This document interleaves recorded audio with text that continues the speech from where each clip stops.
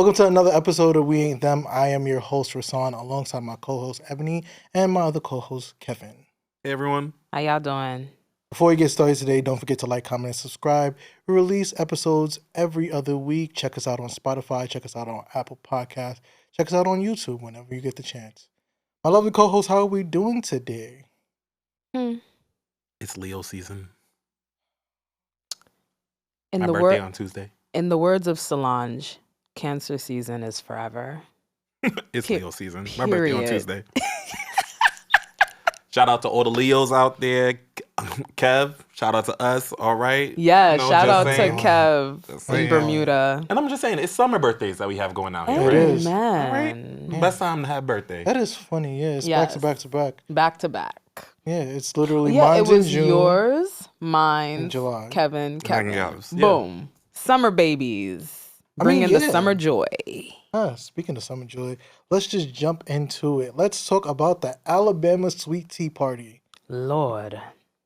So for those who are really blind and don't watch social media at all, on Sunday, there was a big brawl that happened where a security guard was trying to tell a private boat to move so that the other boats can move to get on deck, and it caused a big hoorah. And these white guys tried to assault this black man.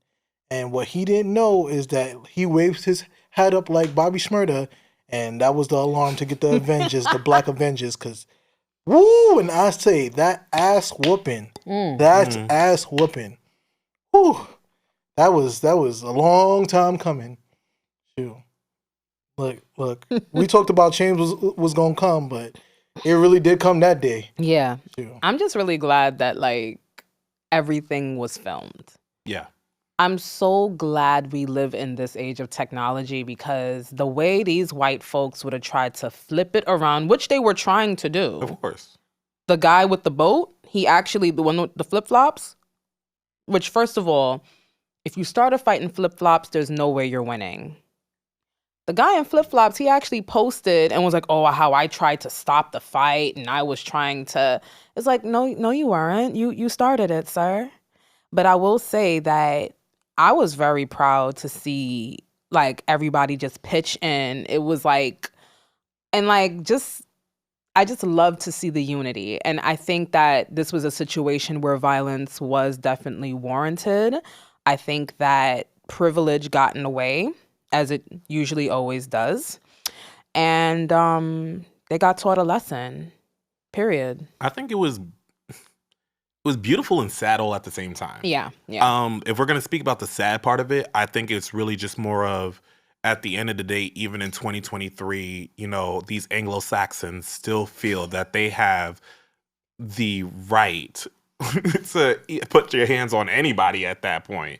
So I think that's the sad part about it. But then the beautiful part about it is just that, when it comes to the unity of the black community, like, we're still here with each other. Like, we gonna ride for our niggas, and that's that. You know, like, that young man that swam across from the boat to go on ahead and get smoked. Like, let's go. Like, that's what it is, and that's what it should be. And, I'm just, when I first saw the video, I first got sad because I was like, I don't need to see another black man dying. Like, I didn't, that's where my mind first went to. Right. But then just to see, like, everything happening and, like, listen, it was men fighting. It was women fighting. Like, and you see those white women were trying to get into the men's business and trying to fight them too. No, we came out too. Drop you in the water, right? Period. Like, chairs were thrown. Niggas thought they was wrestlers, pulled out a chair, whap, beating ass. I was like, God. But you know what's crazy? Shout out to Aquaman, because let me say something about Aquaman. Anybody that knows, once you get into a body of water, whether it's pool, ocean, getting out, especially with clothes. Yep. Yeah, that's a task. The way he hopped out of that, like, he had the Oshun spirit in him. Like, that was Oshun in him. The goddess of water was inside of Aquaman, period. Like, it was crazy. Shout out to Scuba Gooding Jr. You was swimming, man. You was swimming for your life. Yo, but you see, one thing I will say, one thing with this whole situation, I'll have to bring race into it, because it was definitely race motivated, period. I do feel like when it comes to being on code, white people know how to be on code when it's time to be racist. And I feel like with black people in this situation, for the majority, like we were on code.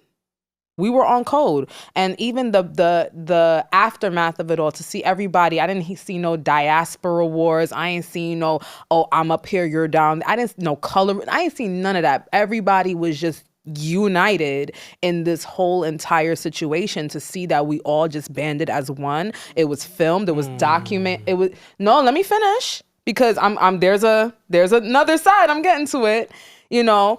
But like I said, white people know how to stay on code when it comes to racism. Black people, we don't know how to stay on code. You saw everybody stayed on code for the brawl itself. But then we have people like Marlon Wayans. There we go. Ooh, I was getting to that. Yeah. Getting to that. Okay. Why can't we stay on code like Marlon? This is not the time to kumbaya. Like, I remember I was watching this video and somebody made a really good point. You on this kumbaya shit talking to us, but my guy, you and your brothers came out with Scary Movie, right? When they kick you out? Yeah, didn't they kick you out? Was it kumbaya when they kicked you out, made Scary Movie 3, 4, and 5? Was it kumbaya then? So please stop. Just stop, bro. And there was other people too. I think Candace Owens said something too. But it's Candace Owens. What do you expect? I wish people would treat Candace Owens the way they treat Azealia Banks. Ignore her. Most people do. That's why when you mentioned Candace Owens, I was like, oh, she talked about it? Oh, I don't. It's like at this point, it's expected. It's redundant. You're a joke. At this point. Yeah. Okay, now we get to my favorite part. Let's talk about this verdict that has so many people divided and really, really acting up. Let's talk about Mr. Daystar Peterson. Why is this nigga's name Daystar? Like, why? AKA Tory Lanez. Your name is Daystar? Let me stop. Yeah. In prison, he gonna be a night sensation. Oh my gosh. So, for those people that like to say, oh, Meg did this, Meg did that, Meg did this, Meg put an innocent man in jail, I'm going to shut y'all up right the fuck now. First of all, Meg did not do anything. The state decided to press charges on Tory. Correct. Period. So that's first off. Second off, he didn't just go to jail for shooting Meg in the foot. So let me read it for you guys so that you can understand, because I know some of you are a little illiterate, which is really sad. You pulling up the rap sheet? Oh, yeah, I'm pulling it up. We're here for all of it. Yes. All right. So, a jury Friday found Tory Lanez, 30, guilty in July 2020 for the shooting of hip-hop star Megan Thee Stallion. Lanez was charged with, and I need you guys to hear this very carefully, discharging a semi-automatic firearm and carrying a loaded, unregistered firearm, and was convicted of 3 felony counts after about a day and a half of deliberation. Assault with a semi-automatic firearm, having an unloaded, unregistered firearm in a vehicle, and discharging a firearm with gross negligence. 3 charges. This didn't have to do with just her getting shot in the foot. It had more so to do with, you not supposed to be carrying this shit. Nigga, you from Canada. You are from Canada. You not supposed to, you should just be happy that you here. Daystar, is that a Canadian name? That's not a goddamn, definitely not. That definitely sounds like I would like to talk to Booger Booger Mama. No, That well, maybe. Because, you know. I would like to talk to Daystar's family. Oh, who? Pastor Peterson? Yeah. Rock Nation! Will crumble! Will crumble! Rock Nation! They're alive and well, looking like it. And you look at you crumbling right now. But let me just make something clear. You people who keep talking about, oh, he's innocent. Besides like I said, it's not like, oh yeah, it's the shooting that counts. You had the weapon. You have an unregistered weapon. You don't think that nobody was going to catch that? You thought that, oh yeah, this was going to fly and nothing was going to happen. You can't have shit on you when you are not a U.S. citizen. You pull that shit on you, automatically, you either getting deported or you going to jail. And look at you. Look at you. You got it 2 for 2. But Because once your sentence is over, back to Canada you go. Yeah. I think my period. issue with the whole situation is that throughout the whole thing, he didn't realize the privilege that he still had in that. Let that have been anybody else that this situation would have happened to. Yeah. It'd have been deportation immediately. Yeah, of Charges course. would have been flown. Like, you would have been in jail like that. You get what I'm saying? Yeah. You had time and time and time again to go on ahead and still live your life and have this privilege of being this hip hop star itself. And unfortunately, your charges are there for you. So at the end of the day, the same amount of time that you got is the same amount of audacity and disrespect that you continue to perpetuate out there when it came to Meg Thee Stallion. Hello. So that's that. Exactly. If you're going to be disrespectful to that amount to this woman itself, talking about her sex life, everything so like that, just putting all her business out there itself, and you don't think that that's going to put you in a negative light, and at the end of the day, you had an unregistered firearm in a car. Get out of here. Then at the end of it, you want to flip it as, oh, I'm an alcoholic. I need help. Oh, yeah, I need to go to a rehab facility. Let's stop. Please stop. Period. I don't care about any of that. Yeah. At the end of the day, if it's protect black women, it's protect black women, period. Don't sit here and try to reverb or anything that's sort like that. And what truly makes me sick about you is the fact that you brought up the fact that you and Meg were, that you guys bonded over the loss of your mothers. How dare you? How dare you go on ahead and use that, knowing what she's put out there about her mother and how close she was, and she lost her mother and her grandmother so close to each other. How dare you even try to do that, to try to go on ahead and get yourself off? You are disgusting. I'm sorry. Y'all can go on. Period. I'm glad you brought that up. The whole, oh, we bonded over our moms and all this stuff. My thing is, that is manipulation. Yes, absolutely. That's very manipulative. And you wasn't saying all that when you made a whole album called Daystar, just dissing this woman, harassing this woman. There was a lot of microaggressions. Like, my thing is, I remember when she was beefing with the baby or whatever, and Rolling Loud, the baby brought him out knowing she was there. You know, like things like that. And he shouldn't have been there. Just to clarify, at that time they weren't beefing. The baby and Meg were. Oh, I think it was after the fact. My apologies. They were beefing because of that situation. He did that. My apologies. I mean, you're right. It don't matter because what, the baby ain't doing so great. Oh now God, anyway, well, so yeah. I mean, you see, you how know, life works for you? you see, only the strong shall survive. And another thing I will say, a lot of the people, you know, at the end of the day, people are allowed to have an opinion, but facts are facts. When I hear people say, "Oh, he did not shoot Megan." But Nigga, you wasn't y'all there? literally, granted, none of us were there, but my God, you saw the woman come out of the car, both ankles bloody. I don't understand how we can argue that. And I just feel like I said, I wish we as Black people were more on code about stuff. And I feel like it's obvious that this young man has an issue. He did injure Megan. And on top of that, he walked around this country like he was invincible, because didn't he attack August Alsina after this? Yes, he did. It's like, you would think you got this going on, you'd shut your ass and keep a low head. No, you coming out with mixtapes, you're coming out with all this stuff, and then you're doing more illegal shit while being in this country. It just doesn't make sense. You definitely had an invincible vibe about you, like you just couldn't be touched. And furthermore, all the people get touched in the nighttime, in the morning time, anytime you we do want not to. promote. In the We do shower. not promote sexual violence against anyone. Yeah, you that's know? true. We hope that he has a safe. Who said that was sexual? We hope he has a safe jail sentence. Let me explain to you something. So there's somebody. I was watching this vlogger, battle rap vlogger. His name is Chris Unbiased. So he was talking about it because he went to prison, and he was like, "Let me tell you something. There's gonna be two halves. There's gonna be two halves of people in there. The people that's gonna ride with you because of the situation, who's gonna actually believe you innocent, and then there's those who cannot stand you. There are certain convicts that just have a moral code, and hitting women is one of those moral codes.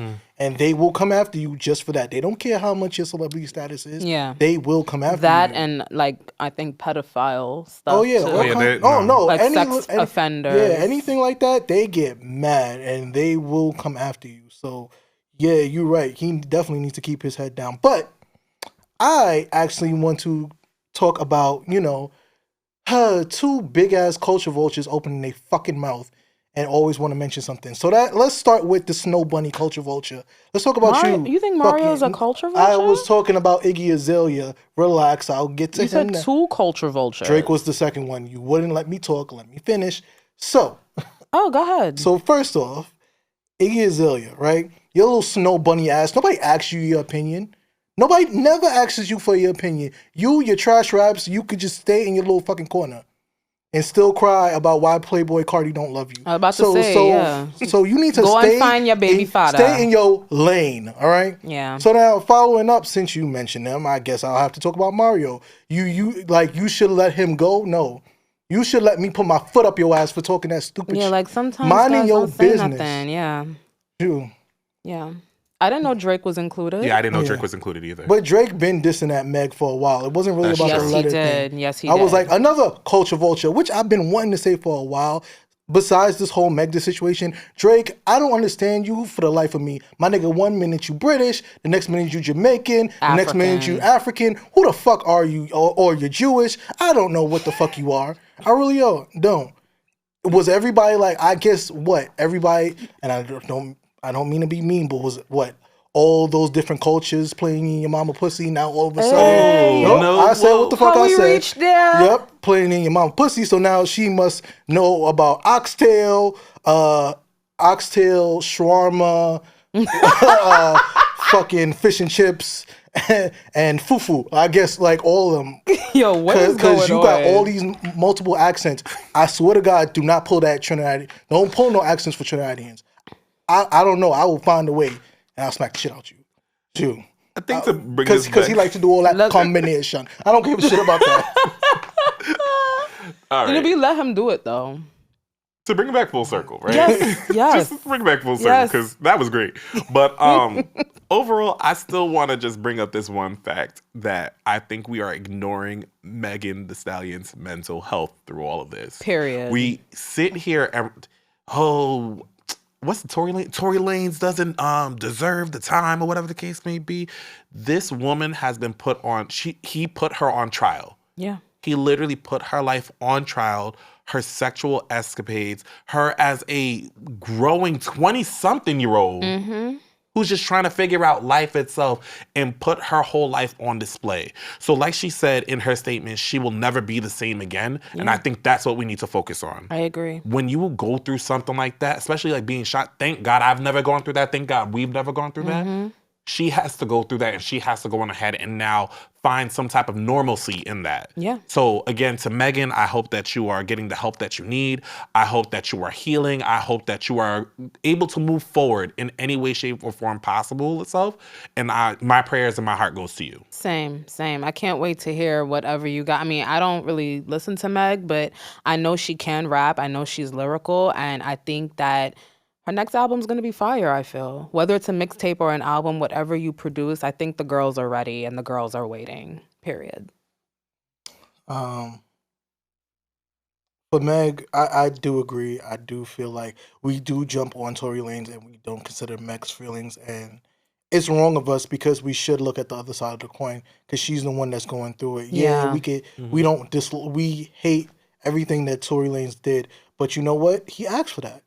But Meg definitely did not ask for any of this. Yeah. Let's call it for what it is. She didn't even want to do this in the first place. That's true. But he kept on egging her on and egging her on and trying to like just keep on fucking picking at her. And of course, you picked the bear too long. Eventually, you're gonna end up. She didn't even want to tell the police he did it. She was still defending you. Like, anyway. Right. It is what it is. Now moving on. To another high celebrity. Let's talk about Banana Gate with Lizzo. Oh God. Lizzo. What's going on, fam? Why are you feeding people bananas like they fucking apes or some shit? Like, nigga, this ain't Planet of the Apes. You need to. That's not it. That's not it, honey. That ain't it.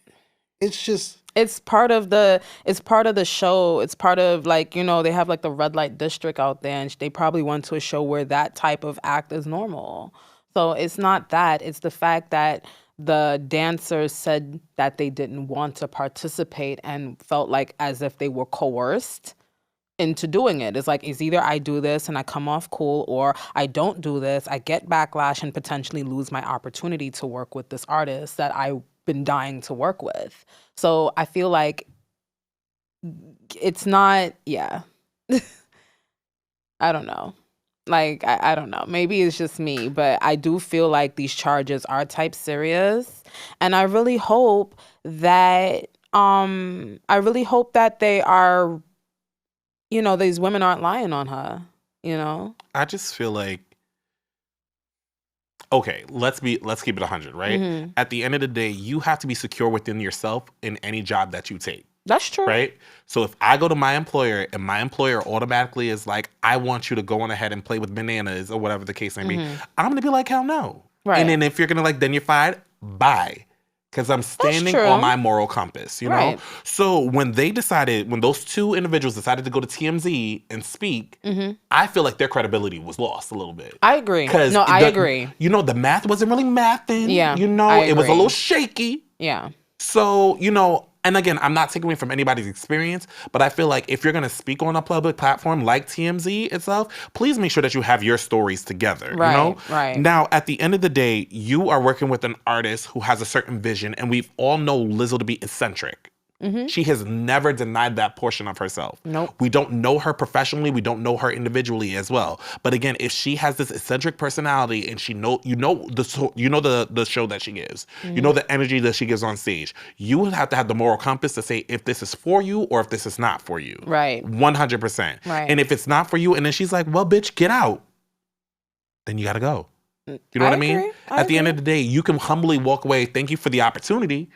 And find something else. You know what I mean? Now, again, Lizzo, sounds crazy, but Lizzo fat shaming someone? Yo, I hope that's not true. Hope that's not the case. I hope so too. No kidding. Because it just doesn't seem like that's possible. Granted, anything's possible, But overall, I just think this whole case is a little shaky. It's giving... Forgive me, is giving disgruntled employee. I feel that way too. And, we'll just see how it all goes. Yeah, I Did y'all also know that the lawyer is now claiming that 6 more dancers also contacted them after the fact? So they had 3 already who was filing that lawsuit. So now 6 more have been added to that. To the point now that sadly, because like I said, you guys are right. It's innocent until proven guilty. Right. She has been dropped from an opportunity to do the Super Bowl halftime show. So yeah, it's right now. Like I said, it's innocent until proven guilty. It's real fucked up. It really is. I do feel bad. I also wish she didn't write that apology. Because, let's think about it, right? I'm going to bring up another artist. When Beyonce get called out for some shit, because, the internet is going to internet, right? Mm-hmm. She never says anything. And granted, she's Beyonce.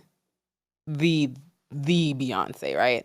But I feel like when it's better left not saying anything. You know what I mean? I feel like we can, let it play out in court. If it's not true, it's not true. I don't know. I feel like she shouldn't have said anything. But, overall, you have to, when an allegation that big is made against you, you've got to say something. And then if you don't say something, your PR team is going to say something because at the end of the day, that's their check and that's their money. Oh, that's a fact. God, the PRT but we'll leave that alone, We'll leave that alone. So that's that, Yeah. It sucks when an allegation is made against you. You know what I mean? It's your name. I feel like in this life, the only thing that you have that you can really hold on to is your name and your image. You know what I mean? And that you control that. So now that there's a narrative out there that's putting something else out there other than what we want, other than what she wants us to see, it's a little sad. But we'll just have to see how it turns out. I agree. I agree. Well, since we're talking about images, let's jump into my favorite person to talk about. And Eb doesn't like to talk about her because, every time it seems like it's something different. Let's talk about the Summer Walker thing. Again, Summer Walker and Lil Meech. or a little musty, or a little meat. What was it? Yeah, a little dirty. I don't know. Old dirty. That man's name is Demetrius. Demetrius II. That's what it is. So you guys know that Summer Walker has this history of picking bad apples over and over and over again. And then she comes out with fire albums. She's literally like the Black Taylor Swift. The Black Adele. Oh, yeah, that too.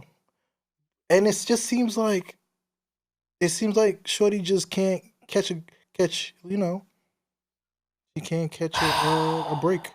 And honestly, I don't feel bad for her. I'll tell you this. I'll tell you why. You claim this BS soft life that you really, really want, but you're not putting it into existence. Stop making these albums for the girlies that you really ain't about. You're not about this life. Stop acting like you're about that life.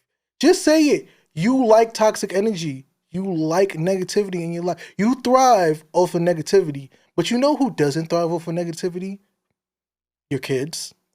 Because, you know, they see what mommy does and what mommy's going through. And, you know, you don't help when you just keep picking bad choices. Shorty, if I was you, I would just take a break. Just leave niggas alone for a little bit. Who are you to tell her what to do with her life? Who are you? You're right. I am. The patriarchy is unreal. Is it? It is. Is it? Because or she could do whatever she wants. That's why I can't understand why this is news. I mean, granted, I mean, look, sis. I mean, Lil Meech, I don't really know who that is. I don't really know him like that. But, you know, you do make a point. The soft life, like, you have to date somebody that's not gonna have you stress. Like, part of soft life is being in your femininity. And if you constantly stressed and upset, and I guess he cheated, right? So he cheated. She's alleging. Like, yeah, keep putting you. That's not soft life. And granted, like I said, who am I? I'm not gonna tell you what to do. At the end of the day, I'm gonna talk to you the way I talk to my other girlfriends. At the end of the day, you're gonna do what you want to do, but if you ask me if that is soft life, I don't think it is, because it seems stressful. I just feel like when she named Jada Waiter, I was like, you're so trash for that. I saw that. Like, you're so trash. Why bring her name up? She has nothing to do with your situation. That's that. Agree. Number two, and my final number two is this. I want her to say Sierra's prayer. I do. I want Sierra's prayer for her so that she can get this off life. Get you a Russell. Russell. I'm gonna come back to that. No, get you a Russell. We're gonna come back to that. Please get you a Russell. Because at the end of the day, she is living. She is thriving with her children. She's doing what she needs to do, and that's that. Get you a Russell. But number three, like Summer, and it goes back to what Usher said. He said the hardest thing that he ever had to do was learn how to be alone with himself. I am praying for that for you. Yeah. It has, because all we have seen is relationship to relationship to relationship itself in this media. I'm praying for you. Take that time to learn how to be with yourself. I think it's necessary. I agree. That's not what you said before, but I'm gonna let you. Well, no, she's a treesh, but that's that. I think she's treesh. I think she's treesh, but again, I can still feel the way I feel and still pray for you and still want the best for you. I feel like she's treesh. I mean, I agree, not with the treesh part so much, but I agree that I didn't say, yo, you need to. I say that you need time. You really need time. For some reason, it's been a common theme for you is that we always hear about your new lovers over and over and over again. And dude, there's no gap period where you're not taking time for yourself. Mm-hmm. And then you want to go after that. Then you want to be like, oh yeah, now it's hot girl summer season where you want to be out with, oh Lord, you want to be out with Sukihana and Sexy. I'm gonna leave that alone. I'm gonna leave that alone for right now. But I kind of want to jump back to when you mentioned Ciara, right? Because Ciara is pregnant. Congratulations, sis. Now, here's why I'm so happy about it. For Mr. Past, I mean future. You know, Ciara's past. You know, he big mad. Big mad. he made a whole diss track towards. Well, he didn't make a whole diss track. He had that but line. he had a line where he was really dissing Russ. Russ took not only the high road but the petty road at the same time. He was like, "Oh, you gonna keep talking shit? Watch this. Now she pregnant again. Now Future crying in the car.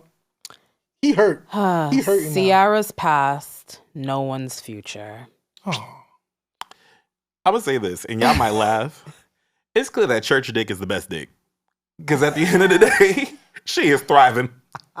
She is thriving. She is thriving. Well fed. Okay. Well fed. And surviving. Listen, so, leave that toxicity alone, Summer. Church dick is the best dick. And she's in soft life. She's in soft life, for sure. She's in soft life. Maybe Summer, you need to try Megan Good's ex-husband. Maybe. We don't know. Why? Devon Franklin. We ain't say she needed a pastor. I mean, well, listen. Maybe she need a pastor. Let her rock. Maybe she does need a pastor. Let her rock. Oh, Lord. Let her rock. Please leave her alone. All right, so let's follow up and let's talk about Kai Cenat.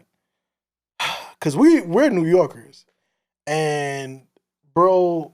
I am so glad I worked from home that day. Because I'd have been fucking mad. I'm so happy that I no longer work in Union Square. For real, I'd have been fucking mad. Oh my God. Now, Kai, I give you a lot of credit, for everything that you've accomplished as a youngster. You made this platform out of your own from the bottom up, from being in the Bronx to making it to where you are. I will never, ever, ever take that away from you. However, I do think how you went at this giveaway was completely wrong. Yeah. You should have never did it that way, especially not letting the cops know, because at least they would have been able to control the environment. Yeah. What you did is cause so much chaos. A man who had his store set up his with all his candies and stuff, they robbed him. Yeah. Robbed him of all his stuff. And some of the people is laughing about it, but it's not funny, especially when you have a business. It's not funny. It doesn't help the riots that was happening, the fighting that was happening. It was just really, really disgusting. A lot of people got injured that night. As a New Yorker, you look like, they already think we animals. So this just makes it much, much worse. Somebody's jumping on cars and stuff like that. Couldn't be my car. I would have freaking moved. I don't care. I think he had the right intentions behind what he was doing. Exactly. I think it's this. He's 19. Yeah. He's a Twitch superstar. You know what I mean? He probably didn't realize, I need permits for this. You know what I mean? Sometimes, let's keep it 100. Sometimes you want to throw a barbecue in the park. You need a permit to throw a barbecue in the park. That's you know what I mean? Yeah. So sometimes you don't recognize that, or maybe he didn't realize that, or whatever the case may be. That's what I feel. I feel like he didn't think it was going to be the turnout that it was. Because let me tell you, a lot of, he's on Twitch, but a lot of influencers, they try to do these meetups and things like that. And although they have, because a lot of them be buying followers now, but they do have a huge following. And then when they do this meetup, only 10 people came, or people come and there's nothing there to do. You just have people just meet up just to see your face. But Kai's not like that. And the reason why I say it is because his platform is a big platform, especially on Twitch. Yeah, of course. He has a huge platform. So here's the interesting part. Our friend Shizzle Adonis, he was talking about him going to DreamCon, which was in Austin, right? With RDC World. They're another popular group. Now, if they did the same thing, same result would have happened. It would have been a crazy riot because these guys are big and impactful. And it's great to see, young black males doing their best thing, doing their thing. It's a proud moment to watch, right? But Chisel Adonis was saying that when he went to DreamCon, people saw Kai and they was chasing him all over the place. Whoa. He was just trying to walk and they would not stop. And he always have to take pictures and all that stuff. But they would chase him down. Wow. He has that kind of popularity. Now, mind you, DreamCon was before Union Square. So in the back of to me, honestly, you kind of knew what kind of following you had.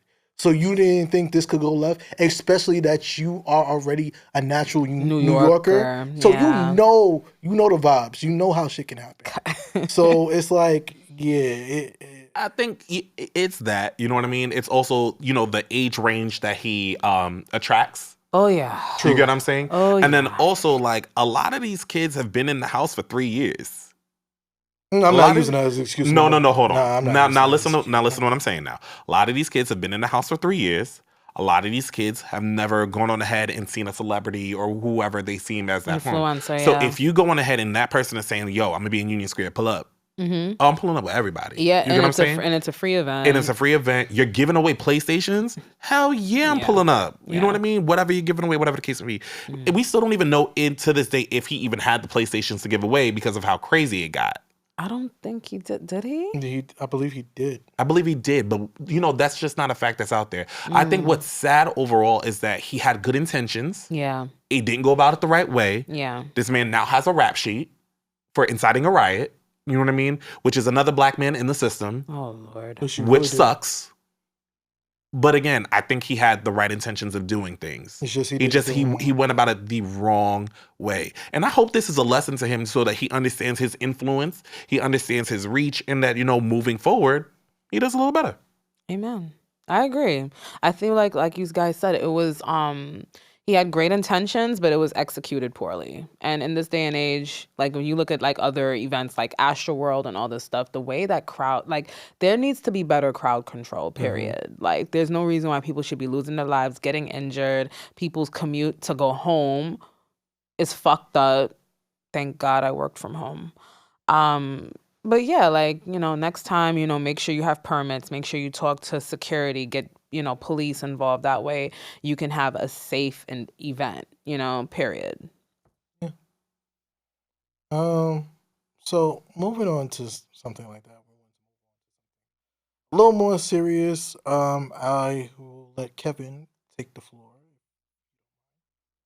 Okay, so bear with me as I get through this. We're going to be talking about O'Shea Sibley. Mm-hmm. And first of all, rest in peace to the senseless act that happened to you. So I'm so sorry about that. I think what's really like getting me in this situation, and just being completely honest, is the media narrative that's behind it. And just saying there was a 17-year-old child that has been indicted for this. Why is every media outline a 17-year-old child? They're charging him as an adult. Right. You knew what you were doing when you went on ahead and did that. And they're saying that he allegedly killed O'Shea. Mm-hmm. O'Shea is gone. Yeah. That's a fact. He's gone. And his murderer's name is Dmitry Popov. So if nobody else is going to say it, I'll say it here. His murderer's name is Dmitry Popov. It's so sad in today's day and age that we cannot go on ahead and continue to live in the spaces that we want to live.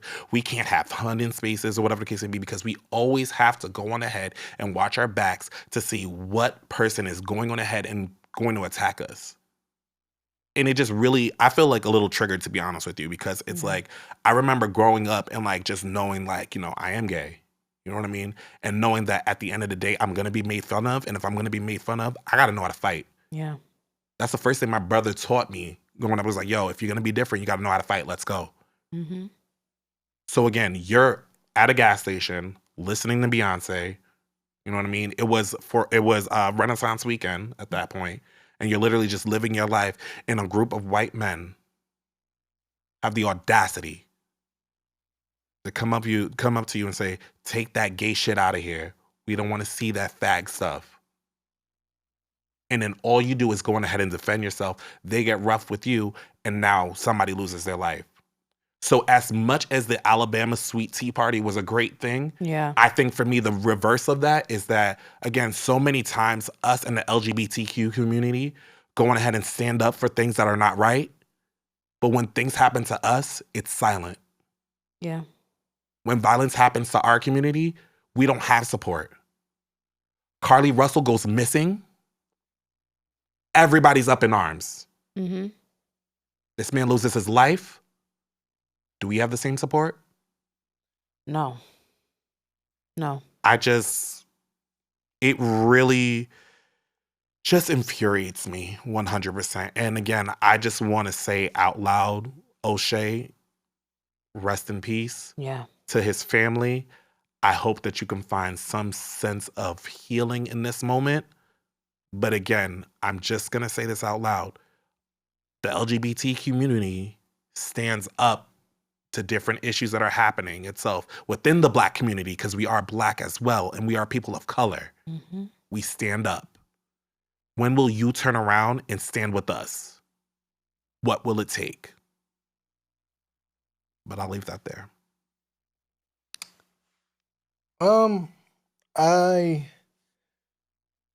I let, as you guys can see, I kind of let Kevin talk about this, because I feel like this made it was more effective for Kevin to talk about more than me.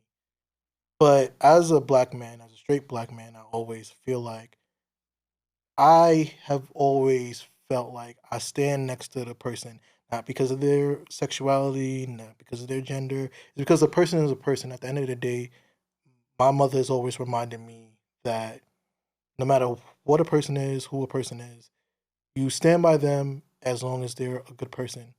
Mr. Sibley was a good person. He didn't deserve that whatsoever. And I'm hearing the bullshit that they're trying to plead self-defense and all that shit. Come on, bro. Like, there's already witnesses. They've already said they've seen it. And I hope those witnesses come on trial and stop that bullshit. I really hope that I hope that you get that maximum sentence. Absolutely. I don't give. I'm not no bullshit. I'm gonna be like, you should get a second chance. Fuck your second chance. Your second chance stopped the minute you pulled out that knife. I could give a fuck who you are. I really don't. Boo fucking who. You're a 17-year-old. I had a bunch of 17-year-olds in my goddamn school that I work at, and I tell them the same thing. You pull some bullshit like that, you kind of deserve what you kind of get. And it's really fucking sad that you don't have fucking parents who could have taught you fucking better. His parents came out and said that he's a Christian.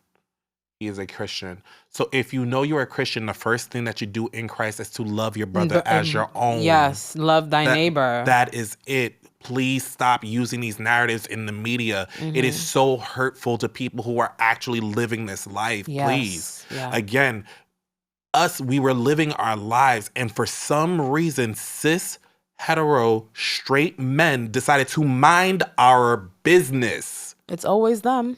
You're minding our business. Mind the business that pays you, and it's not ours. You continue to insert yourself into our lives the way that we are. The politics alone that go on ahead and are trying to just take away our rights right now, you are consistently in our lives, and all we want to do is just live. Mm-hmm. Can we just live? Yes, of course. And, I didn't know that his parents came out and said, oh, I'm a Christian. My thing is, that's not an excuse, because last time I checked, along with love thy neighbor, right? And this is why I'm so big when it comes to allyship, right? You want to talk about Christianity. God is love last time I checked. Absolutely. So if God is love, I ask all the homophobes out there, if God is love and you're pumping this Bible all day, if God is love, how can you sit there and project hatred onto someone else because of who they choose to love? That does not make any sense to me. And I think it's ignorance. And, even some of the things that I see on Instagram when it comes to like comment sections and stuff like that in regards to sexuality, the stuff that I see is just so disgusting. And when people don't understand, when you're making these jokes, oh, he gay, he did it out, whatever, you don't understand you're contributing to the violence that is perpetuated onto this community. And the thing is, like, my God, if a man wants to love another man, who cares, bro? What's in here and what's up here is what matters to me and what should matter to everyone else. Because if we had that mentality, O'Shea would still be here today, period. Yeah. All right, so last thing on the agenda. Agenda? We on a meeting? Nigga, we on a meeting? I appreciate that joke, because I was a little heavy. It was a little heavy there. Let's break up the ice a little bit. You brought me back a little bit. I appreciate that. Y'all are... All right, so for those who aren't aware, yesterday, because this will be tomorrow, um, August 11th is the 50th anniversary of hip hop. Um, I want to give you guys a little description of pretty much what it really means, right? Hip hop was created in a community room at 1520 Sedgwick Avenue by the legendary DJ Kool Herc on August 11th, 1973. And today we are celebrating its 50th birthday. Hip hop provided a voice for those who felt unheard, giving rise to movements like conscious rap, empowering women in the industry, and advocating for social justice. It became a platform for artists to express their frustrations and hopes. As we celebrate this 50th anniversary, let us not forget the pioneers who paved the way, such as the NWA, Ice Cube, Run DMC, Public Enemy, Outkast, Jay-Z, a Tribe Called Quest, Salt and Pepper, Tupac, Queen Latifah, LL Cool J, Missy Elliott, and countless others. And I feel like we are also missing, of course, the old schools of the old schools. Let's not forget the Kumo D's, the Busy Bees, the KRS Ones of the world, Yeah. Queensbridge. We're talking about the Nas's, the Biggies. We have to mention all those because we from Brooklyn, so we spread love. It's the Brooklyn way. All right. But we also have to thank them for helping inspire the new generation of hip hop artists that we love today. The main two for us being Kendrick Lamar and J. Cole. I was about to say, what other artists? Because Don't do that. have you not heard hip hop today? Like, let's not. I'm thugging women around. We'll get there. We will get there. okay. All right. So my first question to you guys is: when did you first fall in love with hip hop? Go first. The first time I fell in love with hip hop was when my parents, they had this CD, and granted it wasn't their first hip hop CD. It had a collection of like many others, but the first time I picked up a hip hop album was of course in the 90s. It was the Fugees, The Score. And let me tell you, to this day, I still love that album. It still hits hard. It still does what it needs to do, you know? That was my first time. And of course, like, I can get really cheesy and talk about like my fangirl era of falling in love with like Bow Wow and but no, I think it started with the Fugees. And then from there on, I kind of just started listening to more stuff. All right. So I'll take a different approach. Right. I feel like I always loved hip hop because my dad was one of those people who loved hip hop, and he would listen to hip hop all the time, but especially old school hip hop. One of the big songs that I always remember, and people will not think about this song, is Houdini's "The Freaks Come Out at Night." That's my mother's favorite song. That oh shit, my God. he used to play that a lot, and that shit would, like play in my head over and over again. Yeah. We didn't play as much Tupac and Biggie and certain things like that, but as I got older, I got into it. But let me tell you one thing, and people are going to be surprised about this as well, but what really, really got me into hip hop, I ain't gonna lie, the Get Rich or Die Trying album, it really, really got me into hip hop. That's what did it for you? I'm be honest, when I was listening like to the boombox, and we had the cassettes, flip them over, record it, like it'll play on Hot 97, Yeah. the G Unit mixtapes, all of them. It was fire back then. Between them, the Diplomats, like everything was hitting on Hot 97. Shit was fire. Flex was dropping the bombs. Yeah, that's when he was dropping the bombs and wasn't got that goddamn many bombs. Like, yes. it was just you record, your cassette tape stop, flip that shit over, then you start recording again, and that's what you listen to a lot. And I really, really, between 50 Cent, between the Diplomats and Eminem, I don't care what people have to say about Eminem. Eminem was a good artist. Eminem, especially the Slim Shady EP. Amen. I can agree with that. Ooh, that was something. That was That was something special. That was a special time, especially for Aftermath. Aftermath was big when I really started getting into hip hop. All right, so I'll take a little bit of a different approach as well. Mm-hmm. I don't think I ever really fell in love with hip hop. Okay. Keep it at 100. Fair enough. I've always listened to hip hop. I've always appreciated the what it brought to the table. Mm-hmm. However, I just think that, it was kind of hard for me to see myself in the music itself, especially with certain lyrics that were being appropriated and thrown out there, especially in the 90s and the 2000s. What I can say is, growing up Haitian, there's only 3 places that you really went.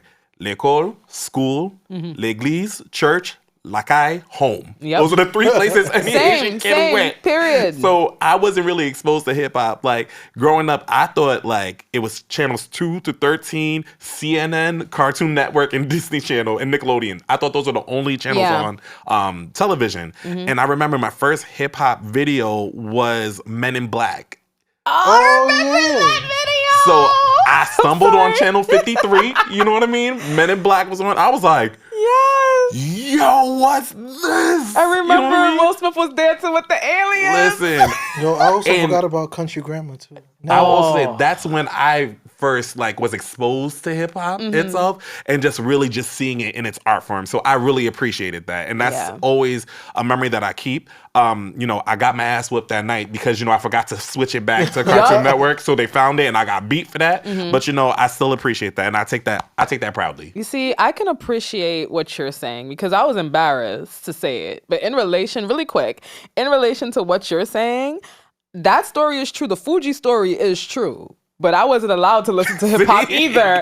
I was radio Disney and all the time. The only time I was able to listen to hip hop, because that's how I know about like Biggie and Tupac, was because I have a lot of older cousins. So when I was at my grandmama's house, they played like VH1, MTV back when MTV actually played music videos and stuff like that. So I can relate to that. And my parents would tell me I couldn't listen to hip hop, but they had, when I looked through their shit, Midnight Marauders, the Fugees. They had what's the other one with that it was 3 of them, and one of them was like the one with Bushwick Bill, the short guy with the fucked up eye. That group.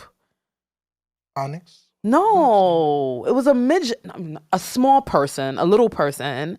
Oh, I can't remember. I forgot the name of that group, but we have that CD too. Yeah. I will tell you this much. I really will tell you what really did it for me, because I ain't gonna lie. Grandma, I'm sorry to expose you like this. Oh, your grandmother. When I went to my grandmother's house, I used to watch a lot of BET Uncut. Ooh, tip drill.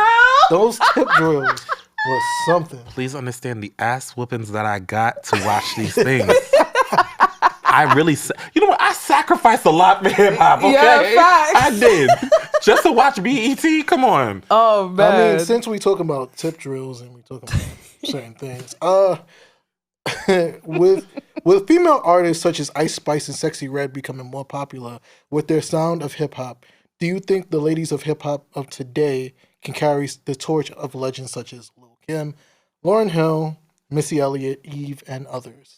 Pound Town. Just went to Pound Town. Nah, they can't. Listen, I'll keep it 100. I love it. I love Pound Town. I love Ice Spice. I love all these Suki. I love it all. You know what I mean? Like, I just love how free the lyrics are, and the beat is a little catchy or whatnot. But lyricism, lyricism, where it don't exist. Not. So the answer is no. But I do appreciate the music. Okay, like Pound Town, I play every day. I love the song. Well, I'm gonna come from a different perspective. You see the people you just mentioned. You mentioned Lil Kim, Lauryn Hill, Missy Elliott, and Eve. Look at the people you just mentioned. You see, that's the difference between now and back then. When you talk about Lil Kim, and you talk about, I'll even throw in Eve. Those were the girls that crawled so these motherfucking bitches can walk. The Sukis and the this and the that, even right? Nicki Minaj's. And the Nicki Minaj's, right. Right? But then you mentioned Missy. You mentioned Lauren. The creatives. The intellectuals, the creatives. You see, back then, let me talk to all these young bloods, because now I have a couple of grays on my head, I can talk. Back in my day, I can finally say that. Back in my day, did female hip hop artists exist? Yes. But everyone had a niche. You see, what was provided to us in the 90s and even the 2000s was something called, let me think, variety. Nowadays, and I'm all for sexual liberation. It existed in the 90s. It was there. It was there. We had Foxy, we had Kim. It was there. But if we wanted to hear something deep, thought-provoking, we would listen to Lauren. If we wanted something entertaining, a party, a good time, Eve, Missy, these girls filled the void. There were different aspects. Now in today's hip hop, every girl has a tight coochie and it's wet and they could goggle a dick and they could do what is it? What's pound time? My pussy pink and my booty hole brown. My booty hole brown. Right. And there's nothing wrong with that, but there's no diversity. And I think a lot of people, like a lot of the consumers, including myself, we're getting a little bored. I'm getting bored. Sexual liberation is great, but can I get some more? Give me more, guys. If you guys are really good rappers, then you should be able to rap about anything. Give me something. Give it a try. I think a lot of the times the women nowadays, the female artists, they don't probably want to do that because they feel it's going to not get them the views that they need. No, of course, because, everything's social media based at this point. Right. But we need to, something needs to happen. We need some type of variety, girls. Like, give us something else. I want to point this out because I always say this. It's not just about female rap, but it's rap in general. Yeah. 10 years. You need a 10-year span for me to really consider you talking about you. Right now, the only person that's currently out right now with a 10-year span is Nicki Minaj. You ain't gonna throw Cardi in there? Cardi's not there yet, but she's going to. She's definitely going to. Oh, you mean like in terms of longevity, how long they've been in the... Y'all think Cardi's will have longevity? Yes. I think so. Absolutely. Even if she never puts out a second album, yes. I feel she continues to get pregnant? Huh? Because here's my thing with Cardi. I'm just going to say it out loud. Yeah. I don't think she has longevity. I think she had an amazing first album. Yeah. I think that the wheels that were behind her were always there, but every single single that she's put out after that has been a flop. Lackluster. Very much. I agree with you. And just a feature. Right. Yeah. And like that, like what she's doing with Offset and everything, it's just very much blah. Yeah, it's so not. I don't see it for Cardi. I feel like she has longevity in terms of entertainment because at the end of the day, like I said, even if Cardi never comes out with a second album, I do feel like she will have longevity in terms of entertainment, whether they give her a talk show, whether they give her something, even a residency in... Well, we're talking about just rap in general, just rapping. We're not talking about her. But the thing is, people will still, if you play Bodak Yellow right now, it's been how many years since Bodak Yellow? I'm talking about longevity, meaning what have you done for me lately? Oh, well, I'm talking about in terms of like a lot of them, like you mentioned, her music after Invasion of Privacy didn't have much replay value. I feel like a lot of the artists in hip hop today, their music doesn't have any retail value, That's why I don't replay value. But I'll tell you this much, I don't think, for a good example, and a lot of this, I feel bad because, our engineers have worked with these people. Mm-hmm. So I feel kind of bad for saying it, but Ice Spice is a good example. I don't see her having longevity. She's not. She's not. And now realizing that because somebody put it up, that like everything that's been happening with her is only year one. I'm like, this has only been a year of Ice Spice? Yes. So that's what I'm saying. No, she's been out longer than a year. No. Y'all wasn't talking about her last year? No. Everything happened in 1 year. This has been one full year. Rasan, I know for a fact we talked about Ice Spice last year. Okay, it happened last year, but from August last year to August this year, that's been 1 year. That's her whole rookie year. You're right. That's the crazy part. So guess what? And she already performing on stages. Yeah, she's doing all that, but guess what? It's hard to say it's looking up for you because it can only go down for you because... like I tell people all the time, when you do the same thing over and over again, eventually people are going to get bored. People are going to get older. People are going to grow. It's what's it called? It's what J. Cole likes to call the 1985 effect. Literally, eventually, everything's going to start drying up. Because eventually, drill is going to die down. Died out. Yeah. I think it died with Pop Smoke, to be quite honest. I mean, Brooklyn drill anyway. Honestly, drill in general kind of did die down. It did. And then she started using stuff with drill beats. And that's great. But eventually, that's going to die down. And I predict it's 2023. I give it until 2026 And I'm being nice. 27, that's just gonna dry out. Yeah. Because everybody's gonna be like, oh, you're doing the same exact thing like over and over what the again. girls are not giving today. Like, let's just take the topic of sexual liberation off the table. What the girls are giving now, like if you play a little Kim song right now, it's still gonna hit. I feel like a lot of the girls are not giving me that. Y'all not giving me none of that. You know what I think of? I think of when we bring up Eve, right? Yeah. Rough Riders, everything going That is on Rough there, Riders. right? My favorite Eve song is Love is Blind. I love that song. It's my favorite Eve song. Yeah. And The it's made so- emotion that is Yeah. invoked in that song, it's not talking about sexual liberation or anything sort of that. It's talking about a friend of hers Yeah. that went through some real shit. Mm-hmm. I can't name an artist within the last 10 years That can evoke that that kind can evoke of that emotion in me right now. I can think of a couple, but they're not females. Okay. No, so, even if not female, yeah. I would say. Like for example, we bring up J. Cole. I'm not coming at J. Cole at all. Love him. You know what I mean? We bring up stay Kendrick. coming at him. Absolutely love him. But I'm saying like those classic artists that we have right there, Yeah. it's a dime a dozen. Yeah. I Also. agree. I don't think that.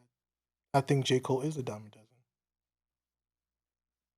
You can't really compare J. Cole to a lot of people. But let's just wrap this up. I'm gonna just sip my water on that. See all that negativity? Because you want to compare one person to the next. The reason why she's drinking her water is because she likes to compare. She likes to say J. Cole's a poor man's Kendrick. But I keep saying J. Cole is a poor man's Kendrick. Fight it's me. not the same thing. They're not. They don't have Get the at exact. me. They're not the same exact style. And we can say that a lot. Do you agree or do you not agree? I want to hear what Kevin has to say. I'm Switzerland. I just don't think they have two different kind of styles in a sense. Especially that if you want to say that, then I could say, well, Kendrick kind of jacking a certain style because J. Cole's been working with younger artists, and all of a sudden Kendrick wanted to start working with. That nigga only working with his cousin. Stop. He only working with his cousin. Did you forget that a lot of it had Kodak Black on that last album? Oh yeah. Kodak. Yeah. Or did we forget that? Yeah. But anyway, to wrap this up, it's been 50 years. 50 years of hip hop. So, quick question. Do you see hip hop lasting another 50 years? Not if it keep going like this. No. Every song lasts less than a minute, like a minute 30 seconds. Like I said, no. And like even if you look, people are speaking with their dollars. I don't know if you guys noticed, but a lot of these artists that are coming out with like concerts, they're being canceled due to low ticket sales. Mm-hmm. So I don't know, bruh. Like I don't know what's happening to hip hop. But if it keeps going like this, good luck. I just want the gatekeepers to come back. Me too.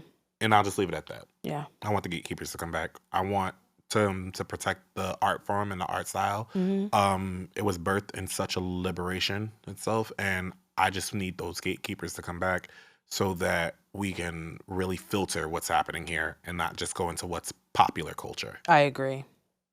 All right, cool. With that being said, oh wait, there is one last thing that I gotta say because it's very important. You know, it's interesting that we always say, about the gatekeepers, about the hip hop artists. You know what's so interesting nowadays, especially with the youth? The youth love this crazy kind of music, but the t-shirts that they're wearing, what t-shirts are they wearing? Oh, throwbacks. Biggie, Tupac, Aaliyah. Mm-hmm. You know what's the fucked up part? None of them know their music. Who that? The nigga Or on the they shirt, disrespect them. and then wear their shit. And then be like, oh, I was like, name an album. Name a song. From Name them. one song. Nope, can't do a thing. Yo, I saw that on Twitter and I was just like, Yeah. so disappointing. Maybe I'll try that when I go back when school starts again. Anyway, with that being said, I'd like to thank my co-host Kevin and Ebony. I definitely want you guys to check out our next episode because our next episode is going to be something that we really sink our teeth in. So until next time, we will see you on our next episode. Definitely don't forget to like us on Instagram at @weain'them_. Check us out on TikTok at @weain'them_. Make sure you check out our YouTube. Get our views up. It is youtube.com/@weain'them. Check out all our past episodes. Check out our future episodes. Check out our reels. Get us up there. Get us up there. We need to make money, guys. Cheap. Cheap. Period. All right, this has been We Ain't Them, and we'll see you guys on the next one.